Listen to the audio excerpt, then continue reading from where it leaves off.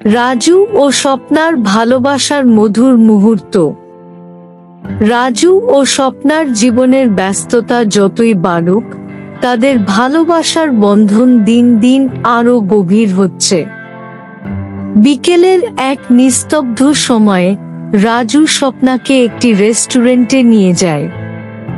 পুরনো স্মৃতির পথে ফিরে যাওয়া। স্বপ্না, রাজু, মনে আছে আমাদের প্রথম দেখা?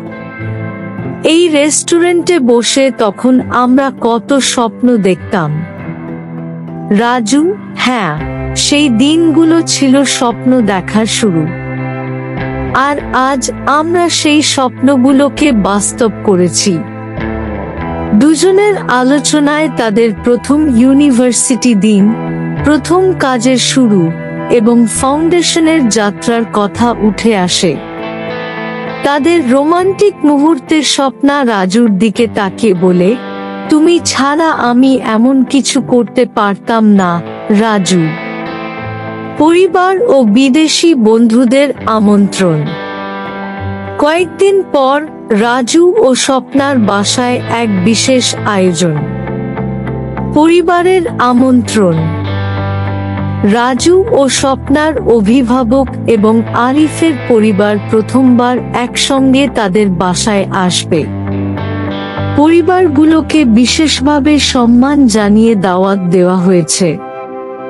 বিদেশি বন্ধুদের অংশগ্রহণ।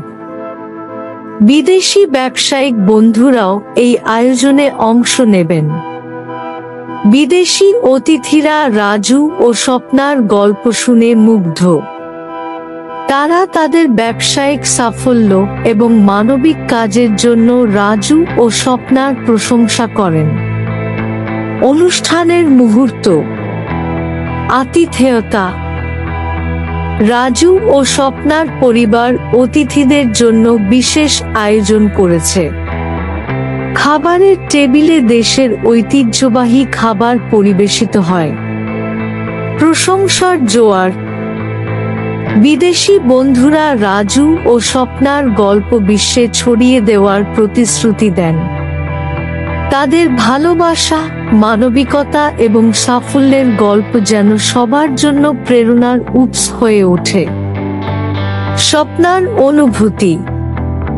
রাতের এক ফাঁকে স্বপ্না রাজুর দিকে তাকিয়ে বলে, রাজু, আমাদের জীবনের প্রতিটি মুহূর্ত যেন এই রকম সুখের হয়।